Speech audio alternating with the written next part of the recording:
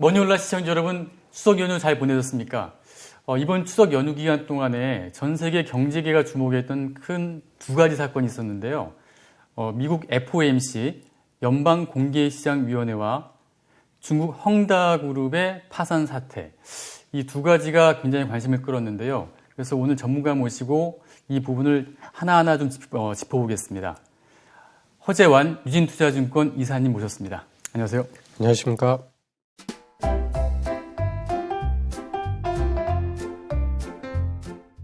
추석 연휴 잘 보내셨습니까? 네, 잘 보냈습니다. 근데 이번 이 두 가지 사건 때문에 아무래도 좀 잘 쉬지도 못하고선 좀 주목하셨을 것 같은데. 그 FOMC는 이미 예정이 되어 있었고, 예. 또 뭐 크게 예상을 벗어나진 않았었고요. 예. 헝다그룹도 이번 주에 이제 이자 상환 만기가 있었기 때문에 뭔가 좀 어수선할 거라고는 생각했는데 생각보다 좀 일찍 터졌던 걸로 기억을 하고 있고. 예. 어제 저희 회사에서도 높으신 분들이 자꾸 이제 물으셔가지고 나름대로는 또 좀 답변을 좀 준비를 했습니다. 예. 자, 그러면은 일단 우선 오늘 새벽에 끝난 미국 FOMC 요거부터 하나씩 좀 짚어보겠습니다. 일단 관전 포인트를 어떻게 좀 보면 될까요? 이번 FOMC에서는 당연히 이제 뭐 테이퍼링, 소위 말해서 이제 자산 매입 축소는 뭐 이제 언제냐가 문제지 할 거다라는 생각을 좀 하고 있었는데, 이제 그 부분에 대해서 파월 의장이 되게 좀 명확한 시그널을 줬었던 걸로 보여지고요. 예. 그리고 또 한 가지 관전 포인트는 아무래도 이제 점도표라고 하잖아요. 네. 이제 연준 위원들이 자신들이 생각하는 금리 인상 시점, 그리고 금리 인상을 언제까지 얼마나 했으면 좋겠다라는 것을 이렇게 점을 통해서 예측을 하게 되는데, 그게 생각했던 것보다는 조금 예를 들면 이제 내년도에도 금리 인상을 한 번 정도는 생각하는 연준 위원들이 좀 늘어났습니다.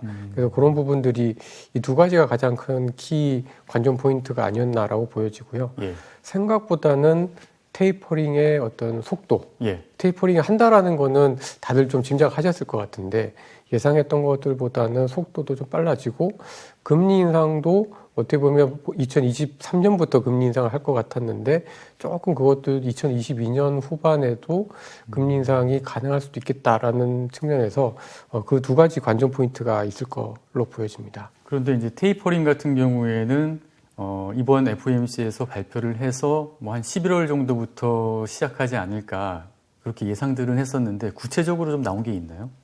딱히 구체적으로 나온 것은 아직은 그러니까 예. 언제 하겠다라는 얘기는 하진 않았습니다만은, 예.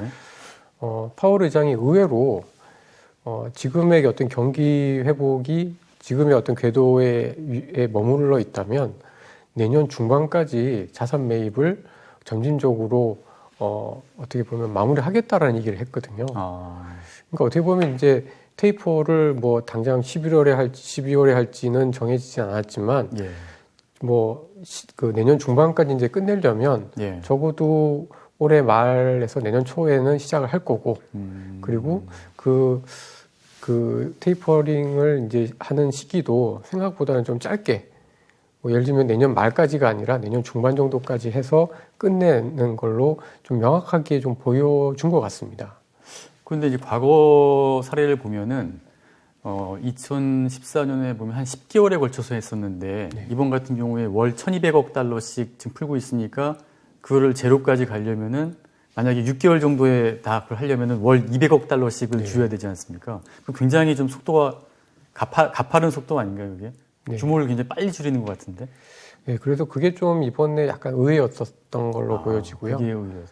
근데 원래는 그러니까 사실 월 1,200억 달러이기 때문에 이제 월 100억 달러씩, 예. 그러니까 국채 50억, MBS 50억 예. 이렇게 해서 1년 동안 천천히 이렇게 줄일 걸로 예상을 했다가, 예. 지금은 월 국채 100억, MBS 50억, 그래서 월 150억 달러씩 줄여서 한 7개월에서 8개월 안에 예. 이게 이제 마무리되는, 그렇게 되면 이제 내년 중반 그러니까요. 예. 정도로 조금 테이퍼링 속도는 생각했던 것보다는 좀 빨라질 가능성이 좀 있겠다라고 보여집니다.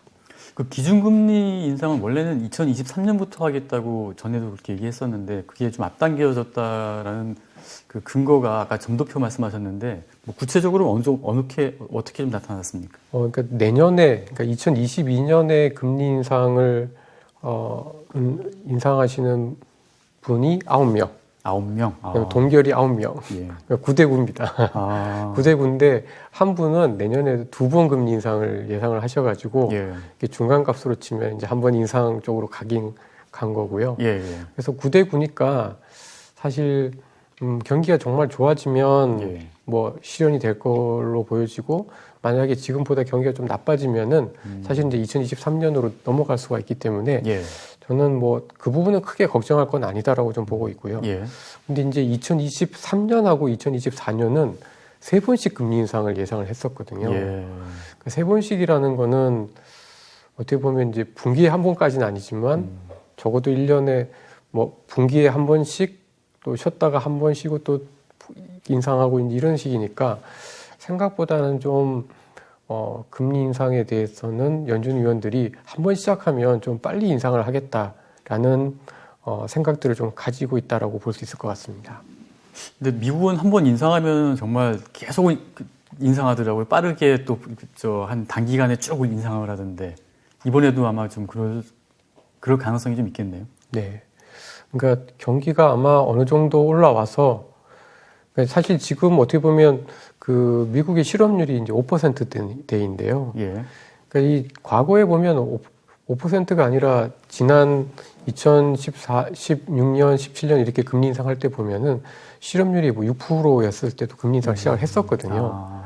그러니까 물론 뭐 지금의 실업률이라는 것이 사실 코로나 때문에 이제 그 취업 자체를 포기하신 분들도 꽤 많고 이래서 딱히 이제 실업률만 가지고 과거에 금리 인상 시기와 지금의 금리 인상을 비교하는 것은 사실 좀 잘 안 맞습니다만은 그냥 아주 단순하게 실업률만 보면 지금은 사실 금리 인상을 했어야만 하는 시기인 거는 맞는 거거든요. 그래서 만약에 이제 금리 인상을 시작을 하게 되면 조금 속도는 이제 2016년에는 한 번, 그다음에 2017년 들어서 2015년 말에 한 번, 2016년 말에 한 번, 그다음에 2017년에 이제 세 번 이런 식으로 올렸었는데요. 그러니까 되게 그 전에는 이제 연준이 금융위기 터지고 난 다음에 되게 천천히 올렸는데 이번에는 그것보다는 좀 굉장히 빠를 가능성이 있다라고 봐야 될 것 같습니다. 근데 이제 지난달 발표된 그 고용 지표를 보면은 당초 예상의 한 3분의 1 수준 정도밖에 안 돼서 좀 그때 충격을 받지 않았습니까? 근데 그럼에도 불구하고 그 긴축 시계를 예정대로 지금 가동을 한다라는 건데 그 고용 지표가 계속 좀 좋아질 거다 이렇게 지금 판단을 한 모양이죠. 네, 그렇습니다. 그러니까 지금 미국의 고용도 이게 이제 코로나라는 아주 독특한 상황이랑 맞물려 있다 보니까 여러 가지가 지금 사실 되게 양극화되어 있고 양분화되어 있습니다. 예. 그러니까 지금 물가만 보면 물가는 되게 높은 편이잖아요. 그렇죠. 예. 근데 이제 고용은 이제 그 정도까지는 아니지만 예. 그래도 작년 여름부터 해서 꾸준히 좀 좋아지고 있는 상태인 거는 맞는 상황이고요. 그리고 최근 들어서 고용이 예상보다 안 좋긴 했지만 또 생각보다 이제 그 취업을 희망하는 사람들이 적다 보니까 네. 임금이 사실은 조금씩 이제 올라가려는 조짐들이 있습니다. 예. 이제 연준은 이제 그런 것들을 이제 종합해서 판단을 할 것 같은데요. 이제 그 사이에서 아마 이제 중간점으로 이제 아주 지금 긴축을 앞당기진 않겠지만 하게 되면 조금씩 속도는 빠르게 가면서 그동안 좀 뒤처져 있던 그 연준의 어떤 긴축의 어떤 시계를 좀 앞당기겠다라는 생각들을 암묵적으로 좀 하고 있는 게 아닌가. 또 그 이면에는 그만큼 내년 이후에 어떤 포스트 코로나 시대의 미국 경제의 흐름을 그렇게 비관하진 않고 있다라고 볼 수 있을 것 같습니다. 근데 제가 약간 좀 의외라고 생각했던 게 긴축을 이렇게 하는 이제 움직임이 본격화된 거라고 볼 수가 있는데 증시가 또 오히려 올렸습니다. 원래는 이렇게 뭐 테이퍼링하고 기준금리도 앞당겨서 한다고 그러면은 증시는 거기에 좀 충격을 받고 떨어져야 되는 게 좀 상식 아닌가요? 아, 네. 근데 이제 원론적으로 보면 보통 금리 인상 또는 뭐 테이퍼 할 때는 그 당시에는 약간 조정을 받고 예. 그 이후에는 또 다시 이제 주가가 올라가는 흐름을 보이는 게 일반적입니다. 그러니까 이제 워낙 지금 유동성이 많이 풀려 있다 보니까 예. 조금이라도 긴축에 대한 이야기가 나올 때에 좀 투자자분들이 특히 부담을 느끼시는데요. 사실은 긴축을 한다는 얘기는 그만큼 경기가 좋아졌다라는 의미가 더 큽니다. 그러니까 이제 유동성을 축소하는 것과 예. 경기가 좋아지는 속도, 이 두 가지를 이제 비교를 해야 되는데요. 그러니까 아마 금리 인상 초기 단계 또는 처음에 이제 QE를 하다가 QE를 줄이는 테이퍼 단계에서는 사실은 이 유동성을 사실 줄이는 것도 아니잖아요. 유동성을 계속 풀지만 푸는 속도를 줄이는 그렇죠. 거고. 예. 그런데 이제 그 정도라는 것은 경기가 그만큼 더 좋은 의미이기 때문에 사실은 저는 주식시장의 반응은 아주 이상하진 않았다라고 좀 보고 있고요. 그리고 이제 그 사이에 끼었던 이슈가 바로 중국 헝다그룹이 그렇죠. 예. 이제 이자를 그래도 중국 내에서의 만기가 도래하는 채권에 대해서는 예. 이자를 지급을 하겠다라고 밝힌 게 예. 지난 그 전전날에 급락을 이제 되돌릴 수 있었던 원동력이었던 것 같습니다. 자, 그러면 헝다그룹 말씀하셨으니까 주제를 그쪽으로 잠깐 넘어가서 이제 한번 좀 보겠습니다. 네.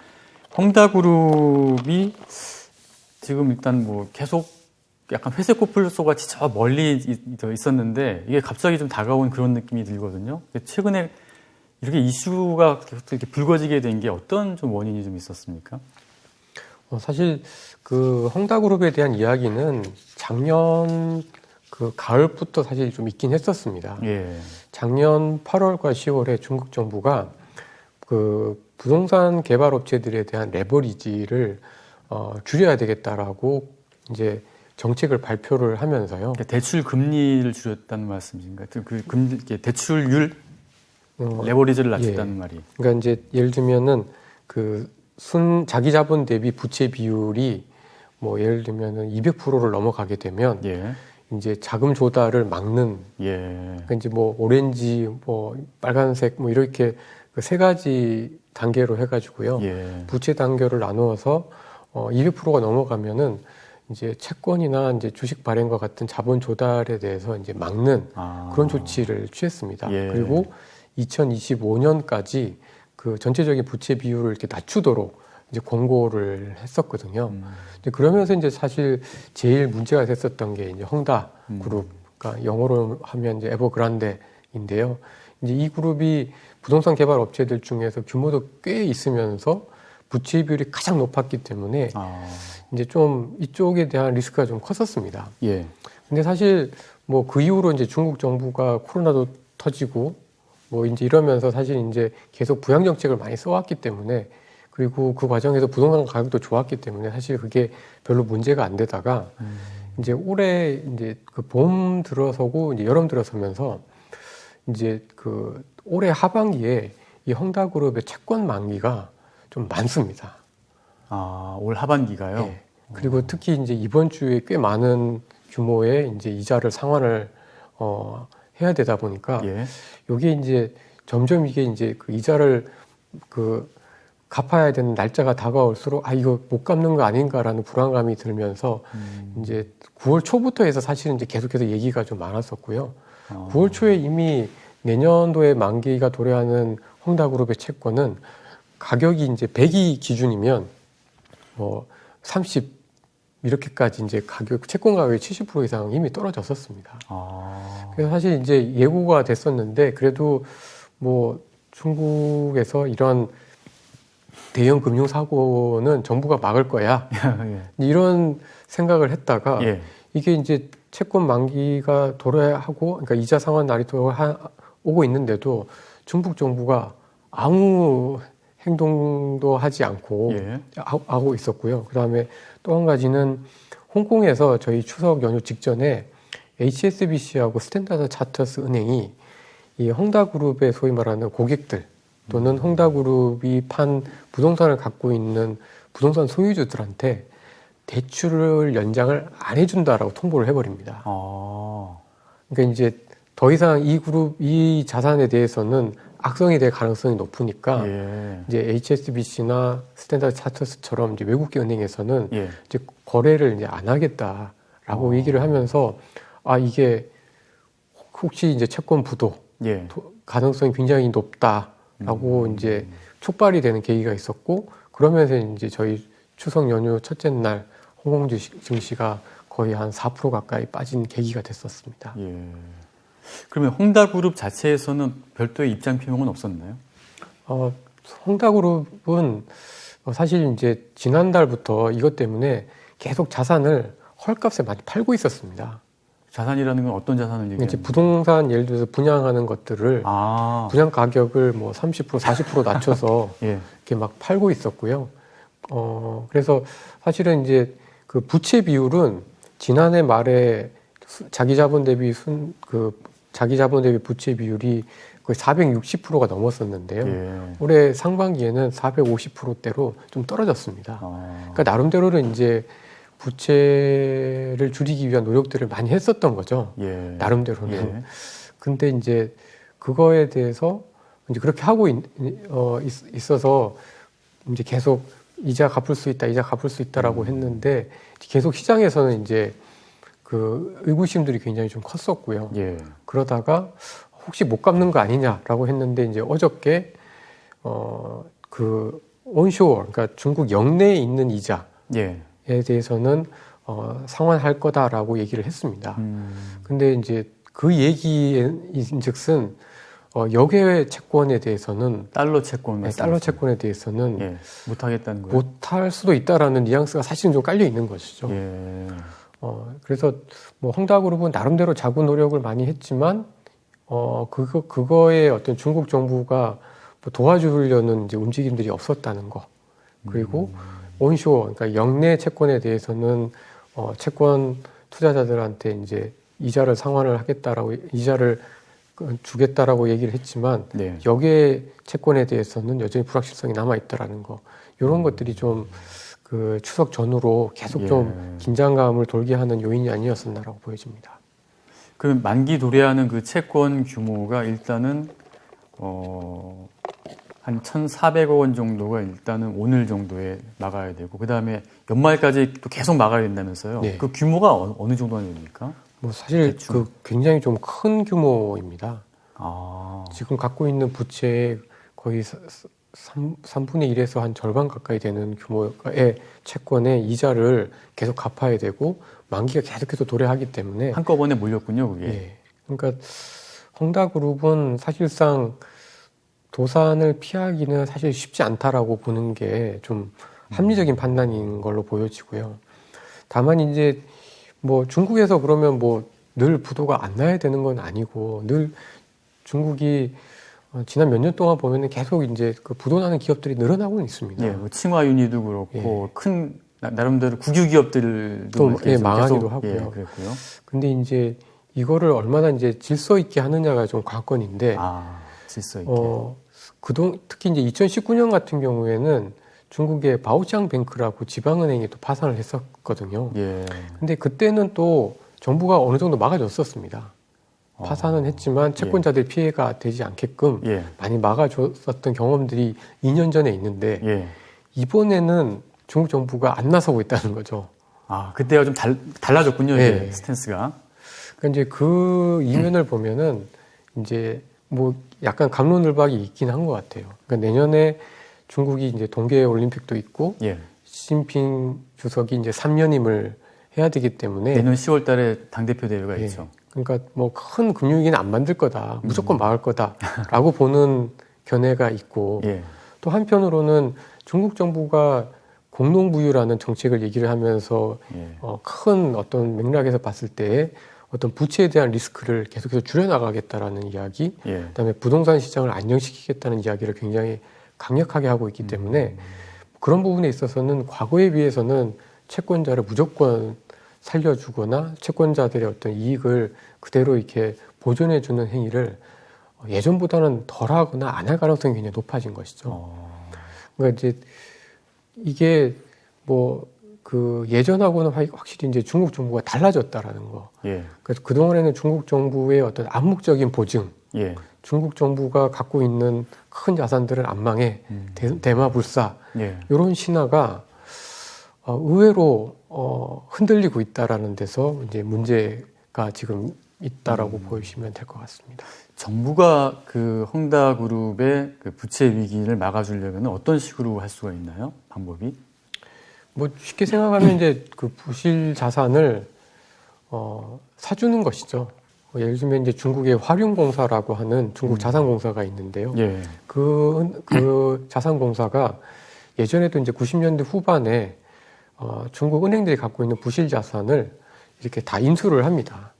그리고 이제 국부 펀드들이 이제 그 은행들한테 이제 그 자기 자본을 대서 이제 그 주식을 발행을 하게 되고요. 그 자산들을 거의 10년, 15년에 걸쳐서 조금씩 상각을 하게 됩니다. 이제 이런 방식은 사실 중국에서만 거의 발견할 수 있는 약간 독특한 부실 처리 방법인데요.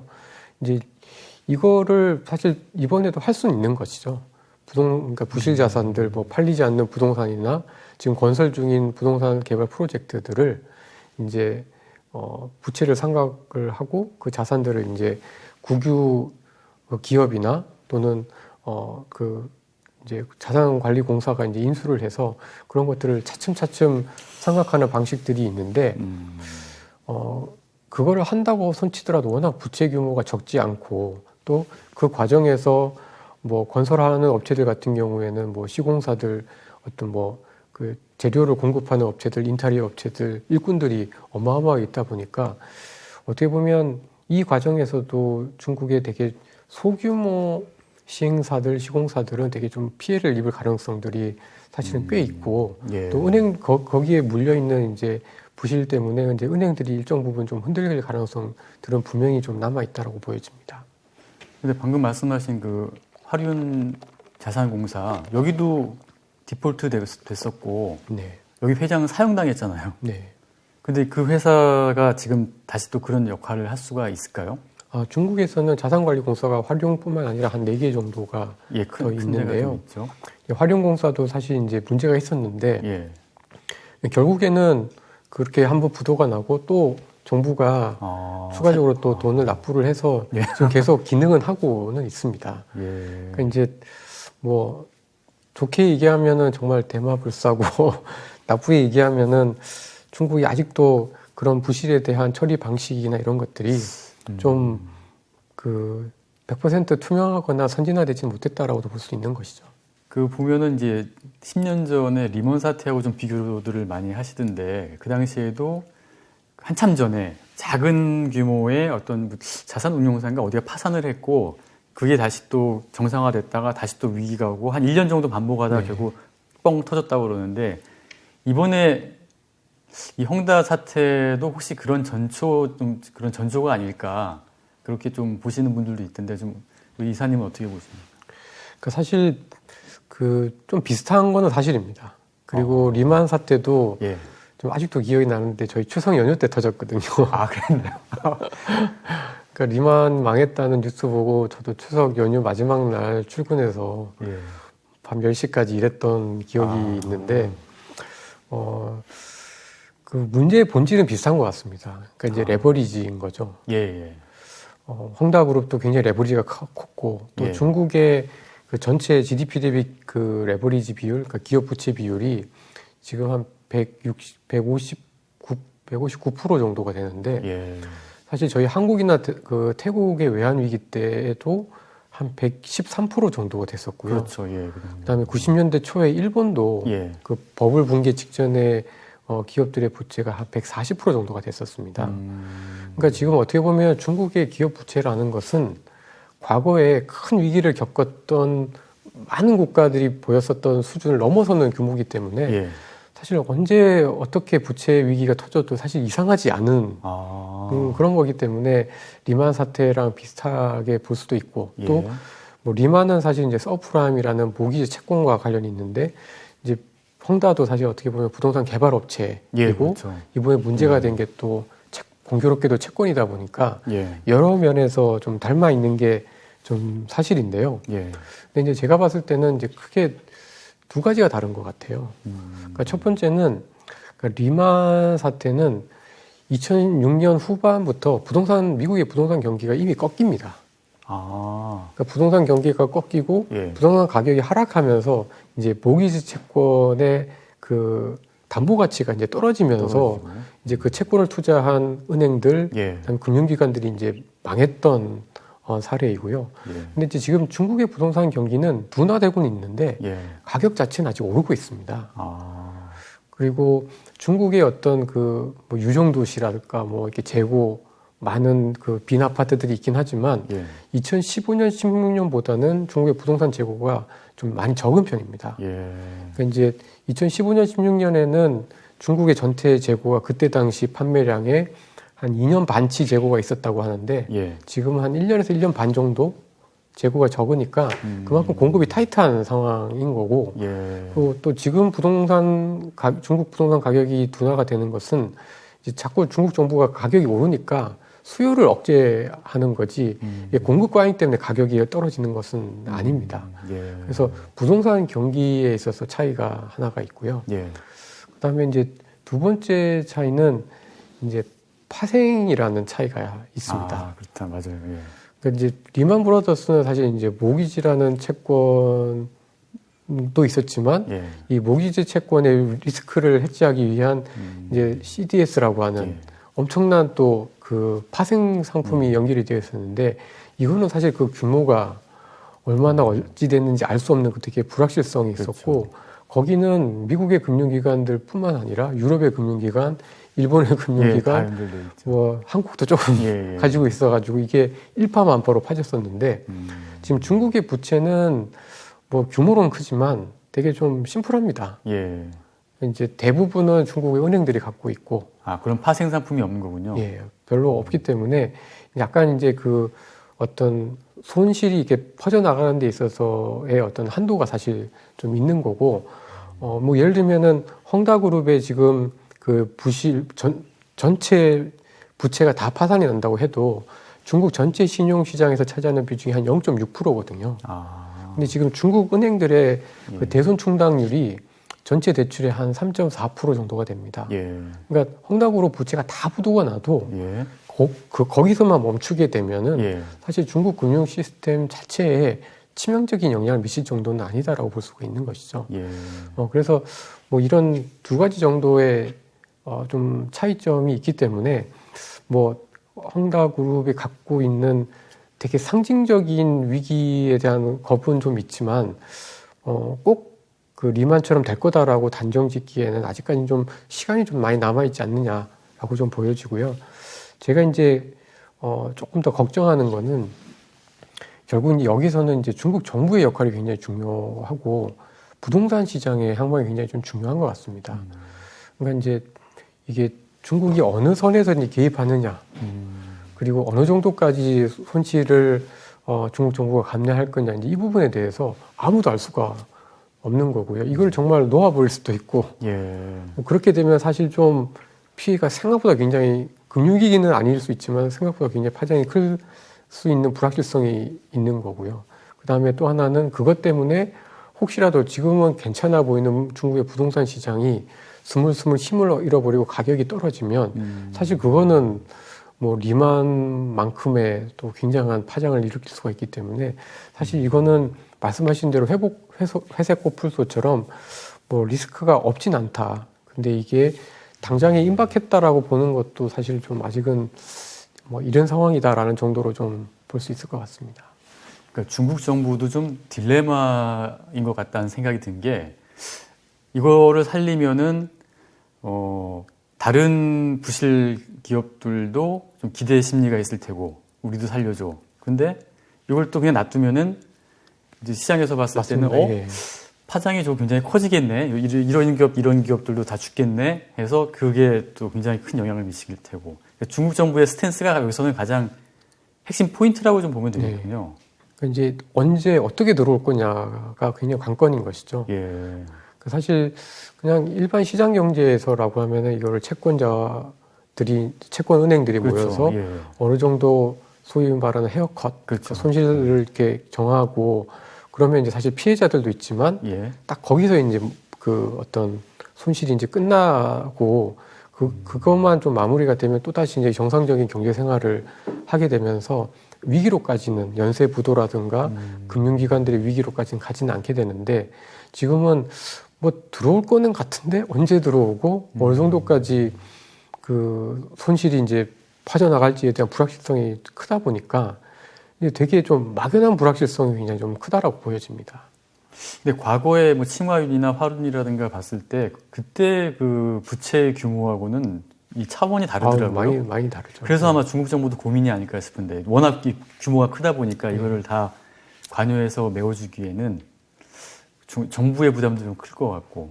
근데 이 대목에서 제가 하나 궁금한 게 그 중국 원래 지방 정부들이 발행한 그 청토구라고 뭐 도시 건설 채권이라고 있잖아요. 그게 다 부동산 관련된 채권인데 거기하고도 이 헝다그룹하고도 뭐 연관이 좀 돼 있나요, 혹시? 굉장히 많죠. 그러니까 이제 직접적으로 연관이 있다라기보다는 결국 어떻게 보면 그 도시개발 채권 같은 경우에는 사실 부동산만 있는 건 아니고요.